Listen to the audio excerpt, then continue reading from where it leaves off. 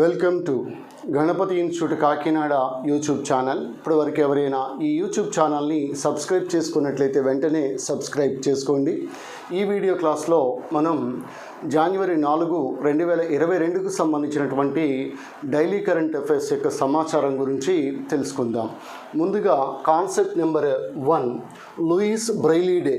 ఈ Louis Braille డేని జనవరి 4వ తారీఖున మనం జరుపుకుంటాం. సో మనందరికీ తెలిసిందే, లూయిస్ బ్రెయిలీ అనేటువంటి వ్యక్తి, ఈయన ఫ్రాన్స్ దేశానికి చెందినటువంటి వ్యక్తి. 3 సంవత్సరాల వయసులోనే ఈయన చూపుని కోల్పోవడం అనేది జరిగింది. అయితే ముఖ్యంగా ఈ దివ్యాంగుల కోసం, గుడ్డివారి కోసం ముఖ్యంగా ఈయన బ్రెయిలీ లిపిని, బ్రెయిలీ స్క్రిప్ట్ని 6 డాట్ లాంగ్వేజ్ రూపంలో తీసుకురావటం జరిగింది. ముఖ్యంగా గుడ్డివారికి ఇది ఎంతో ఒక రకంగా చెప్పాలి అని అడిగితే, కళ్ళు లేకపోయినా సరే అన్ని కార్యక్రమాలు కూడా, ఈవెన్ ఏటీఎంకి వెళ్ళి కూడా వారు డబ్బును డ్రా చేసుకుంటూ ఉన్నారంటే ఆ వేళ్ళ యొక్క కొనలకు ఉన్నటువంటి స్పర్శ జ్ఞానం ఆధారంగా ఈ బ్రెయిలీ లిపి అనేది పనిచేస్తుంది. ఫ్రాన్స్ దేశానికి చెందినటువంటి వ్యక్తి జనవరి 4వ తారీఖున జన్మించడం జరిగింది. జనవరి 6వ తారీఖున చనిపోవడం కూడా మనకి తెలిసిందే. అయితే ఇక్కడ మనకి ఈ గుడ్డివారికి సంబంధించినంత వరకు, లేకపోతే central institute of visually handicapped ఈ డిజాబిలిటీ పర్సన్స్కి సంబంధించినంత వరకు మనకి ఒక ఇన్స్టిట్యూట్ అనేది ఎక్కడ ఉందని అడిగితే డెహ్రాడూన్లో ఉంది. Dehradun central institute of visually handicapped అని పిలుస్తాం. అయితే ఇది డిజాబిలిటీ పర్సన్స్కి సంబంధించినటువంటి ఇన్స్టిట్యూట్గా మనం గుర్తుపెట్టుకోవచ్చు. డెహ్రాడూన్. అయితే నేను ఇక్కడ ఒక విషయాన్ని మీకు చెప్పాలి. చూపు ఉన్నటువంటి వ్యక్తి కంటే కూడా గుడ్డి వాళ్ళే నయము అన్నట్టుగా ఉంది సమాజంలో, నేటి సమాజంలో. ఈ గుడ్డివాళ్ళ ప్రపంచంలో నిజంగా కళ్ళు ఉండి కళ్ళు లేనటువంటి గుడ్డివాళ్ళ ప్రపంచంలో మనం బ్రతుకుతా ఉన్నాం. అడుగు తీసి అడుగు వేస్తే అంతా స్వార్థం, అడుగు తీసి అడుగు వేస్తే అంతా కూడా మోసం. అందువలనే ఈ గుడ్డివాళ్ళ మాయా ప్రపంచంలో మనం బతుకుతున్నాం కాబట్టి నేను అందరినీ అనడం లేదు. చాలా రకాలైనటువంటి మోసాలు, చాలా రకాలైనటువంటి ఇబ్బందులు మనం సమాజంలో ఫేస్ చేస్తూ ఉన్నాం కాబట్టి రేపో మాపో మళ్ళీ ఒమిక్రాన్ అని చెప్పేసి మరొక వేరియంట్ని మనం ఎదుర్కోబోతా ఉన్నాం. రోజుకి కేసెస్ కూడా పెరిగిపోతూ ఉన్నాయి. మెడికల్ మాఫియా ఏ రకంగా రెచ్చిపోతుందో కూడా మనకి తెలిసిందే. చిన్నపిల్లలకి కూడా వ్యాక్సిన్ డోసులు వేస్తూ ఉన్నారంటే because of they have their own immunity power, వాళ్ళకి రోగనిరోధక శక్తి ఉంటుంది. అయినప్పటికీ చిన్నపిల్లలకి కూడా వ్యాక్సిన్, సూది మందు వేస్తూ ఉన్నామంటే మనం ఎలాంటి ప్రపంచంలో ఉన్నామో అర్థమవుతుంది. ముఖ్యంగా ఈ గుడ్డి వాళ్ళ ప్రపంచంలో మనం నిజంగానే గుడ్డి వాళ్ళగా ఉండాలి, చెవిటి వాళ్ళుగా ఉండాలి, మూగవాళ్ళుగా ఉండాలి. ఎప్పటి వరకు అంటే సక్సెస్ సాధించేంత వరకు మనం గుడ్డివారిగా, మూగవారిగా, చెవిటి వారిగా ఉంటేనే ఉపయోగంగా ఉంటుంది. లేకపోతే ఈ గుడ్డివాళ్ళ ప్రపంచంలో చూపు ఉన్నవాడు ఈ గుడ్డివాళ్ళ ప్రపంచంలోకి ప్రవేశిస్తే ఆ 2 కళ్ళు కూడా పీకేసే ప్రమాదం కూడా ఉంది. ఏమైనప్పటికీ మీకు ఇక్కడ ఒక ఇన్స్పిరేషన్, స్ఫూర్తి కోసం ఇది చెప్పడం జరిగింది. అయితే ఈ లూయిస్ బ్రెయిలీ డేని జనవరి 4గా గుర్తుపెట్టుకోండి.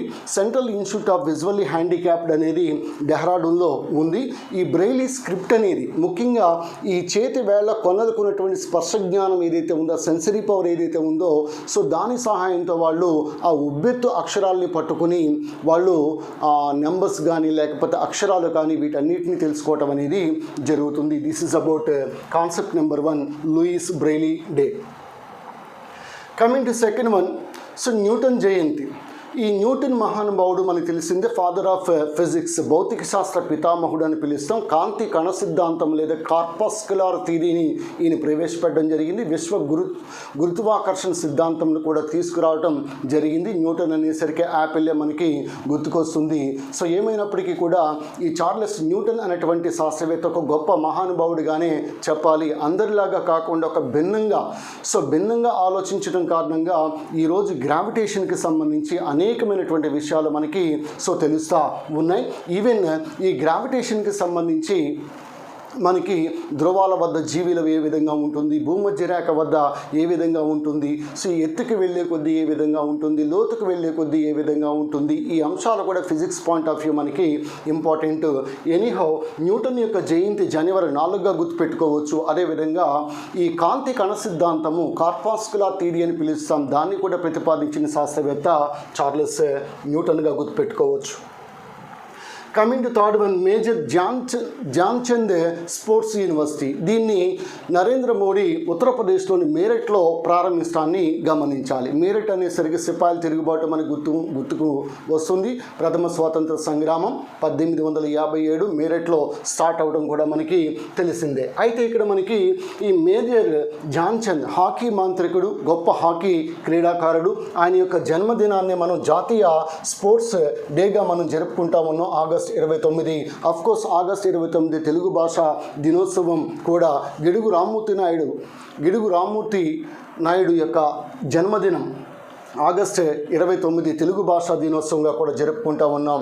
అలాగే జాతీయ sports university, national sports university అనేది మణిపూర్లోని ఇంఫాల్లో ఉంది. This is the first national sports university which is at Imphal, మణిపూర్గా గుర్తుపెట్టుకోవచ్చు. అలాగే ఇటీవల కాలంలోనే రాజీవ్ గాంధీ ఖేల్ రత్న అవార్డు కాస్త మేజర్ ధ్యాన్చంద్ ఖేల్ రత్న అవార్డుగా మార్చేయడం కూడా మనకి తెలిసిందే నరేంద్ర మోడీ ప్రభుత్వంలో. ఉత్తరప్రదేశ్ యొక్క సీఎం మనకి తెలిసిందే ఆదిత్య యోగి నాథ్. అదేవిధంగా ఉత్తరప్రదేశ్ యొక్క గవర్నర్ ఆనందీబెన్ పటేల్గా మనం గుర్తుపెట్టుకోవచ్చు. అలాగే ప్రస్తుత కేంద్ర స్పోర్ట్స్ మినిస్టర్ అనురాగ్ ఠాకూర్. ప్రపంచంలో అత్యంత పొడవైన మెట్రో లైన్, ఈ రైల్వేలకు సంబంధించి ప్రపంచంలో అత్యంత పొడవైనటువంటి మెట్రో లైన్ అనేది షాంఘైలో ప్రారంభించడాన్ని మనం గమనించాలి. సో రెండవ స్థానంలో బీజింగ్ ఉంది. ఇక మూడవ స్థానంలో మన దేశంలో ఢిల్లీ అనేది మూడో స్థానంలో నిలవడాన్ని గమనించాలి. So this is also very very important. And metro man of ఇండియాగా పిలువబడే వ్యక్తి Sreedharan, he is called as a metro man of India. Abdullah Hamdok Sudan ప్రధాని. సో రీసెంట్గా ఆయన ఎలక్ట్ అయ్యి రీసెంట్గానే మళ్ళీ రాజీనామా చేయడం జరిగింది. సూడాన్ రాజధాని ఖార్టూమ్, అదేవిధంగా దక్షిణ సూడాన్ రాజధాని జుబా అని పిలుస్తాం. ఈ సూడాన్ ప్రధానమంత్రి అబ్దుల్లా హమ్దాక్ రాజీనామా చేయడం జరిగింది.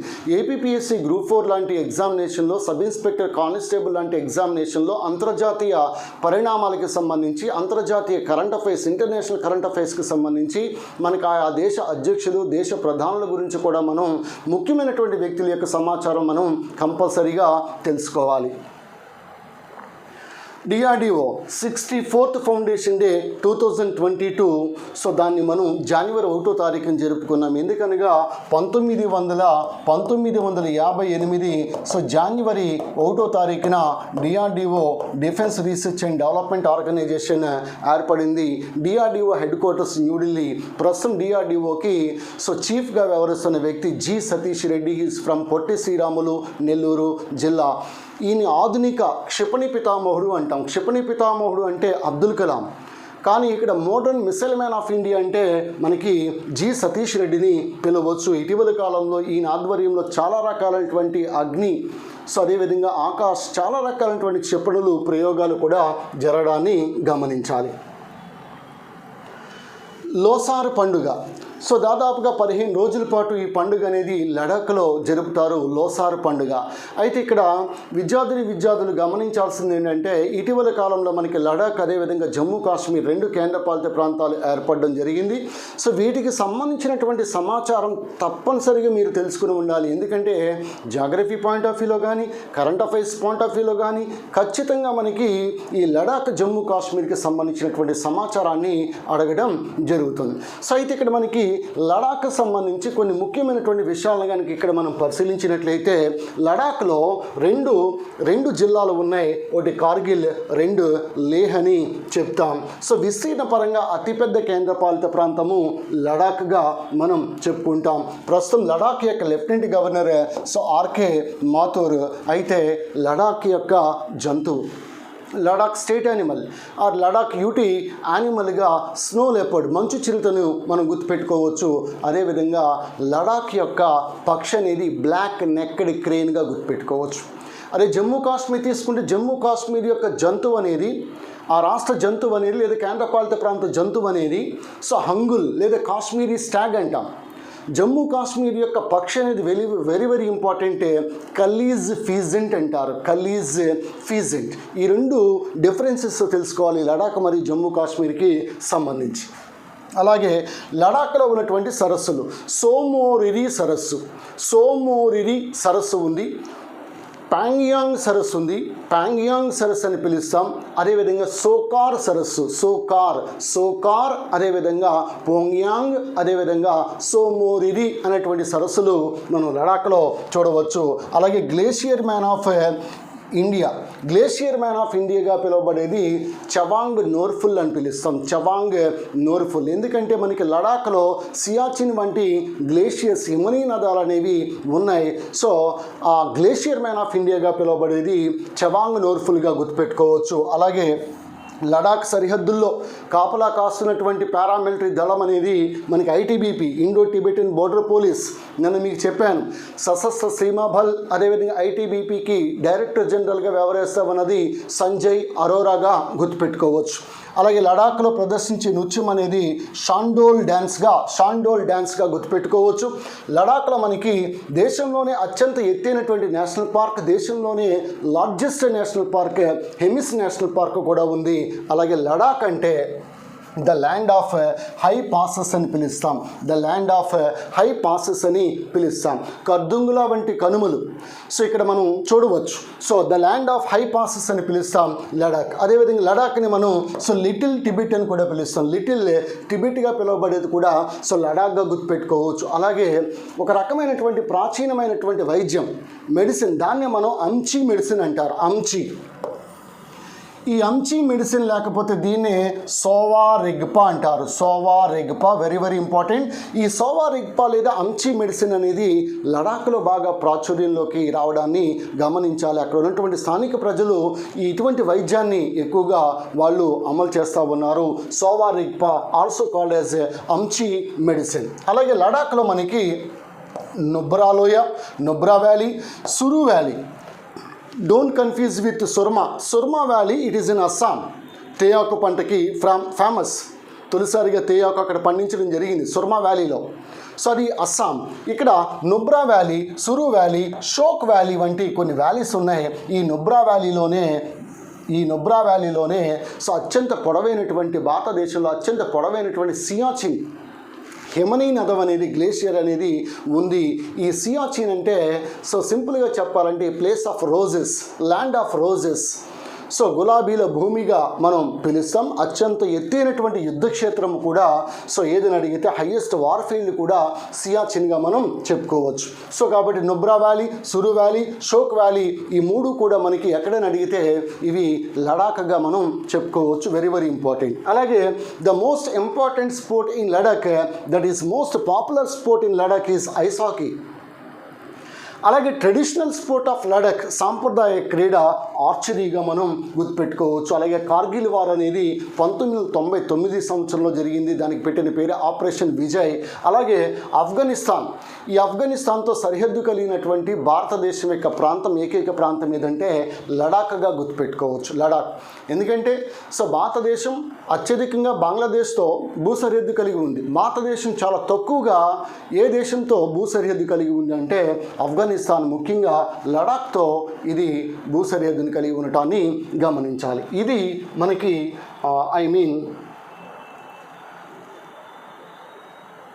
జనవరి 4, 2022కు సంబంధించినటువంటి కరెంట్ అఫైర్స్. అయితే మీరు తప్పనిసరిగా నా యొక్క మాటను మన్నించి మీరు నోట్స్ రాసుకోండి నాన్న.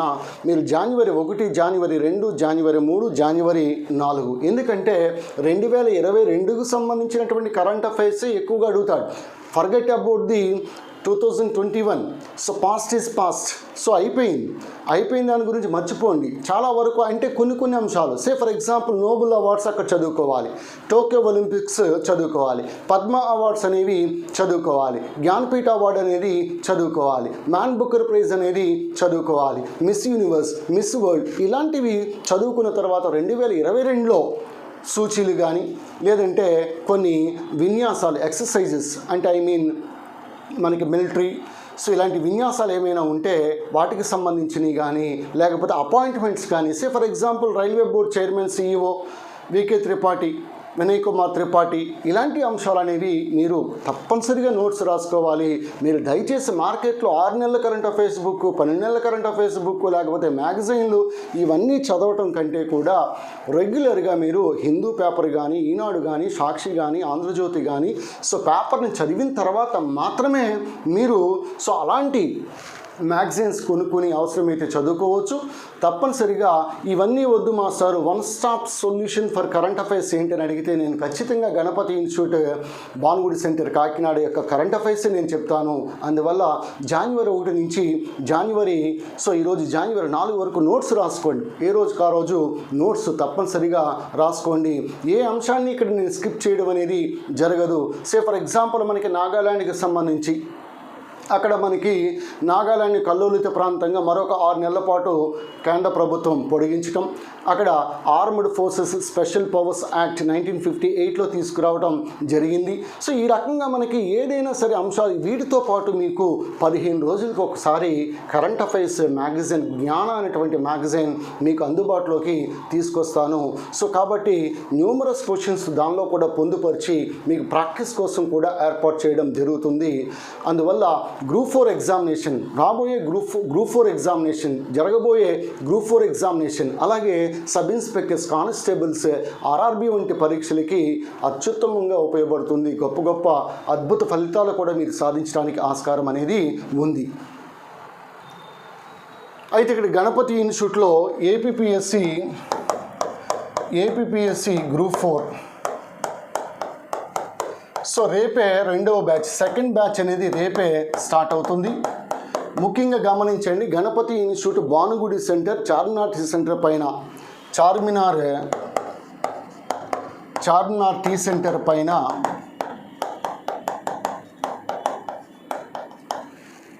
థర్డ్ ఫ్లోర్లో